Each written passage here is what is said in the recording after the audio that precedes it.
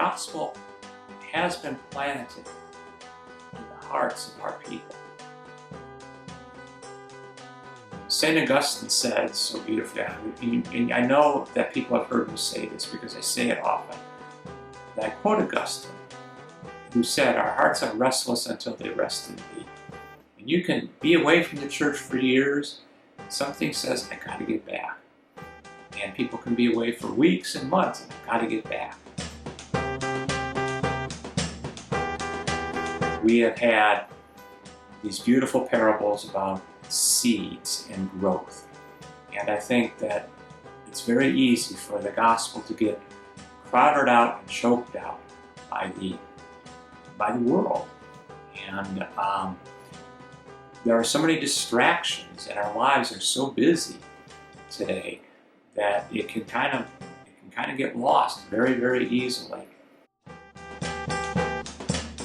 St. Elizabeth Ann Seton was a mother of 5 children, and she was a convert herself. And these are some very important parts of our parish as well. We have a large outreach to those who are joining the church, so we always bring that aspect to those who are joining the church, that our own namesake, St. Elizabeth Ann Seton, became a Catholic herself as an adult. And she, of course, founded a religious community, the Daughters of Charity, that were committed to the education of children. And our outreach to youth in our parish is very, very strong, very, very important. And so I think that that's the real strong connecting point with St. Elizabeth Ann Seton is our care for children that we have from preschool all the way to young adults. Seton Parish right now is approximately 2,600 families.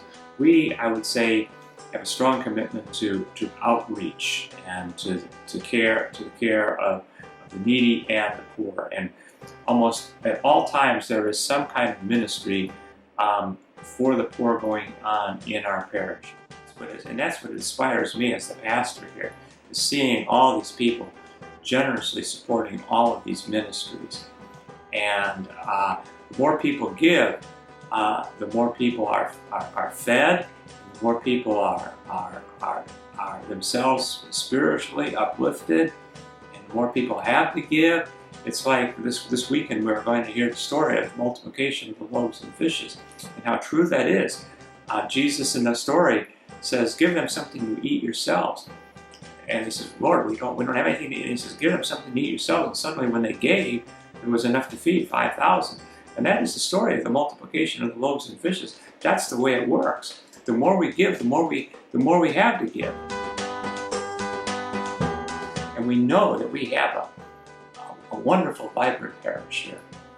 You know, many opportunities for your faith to grow.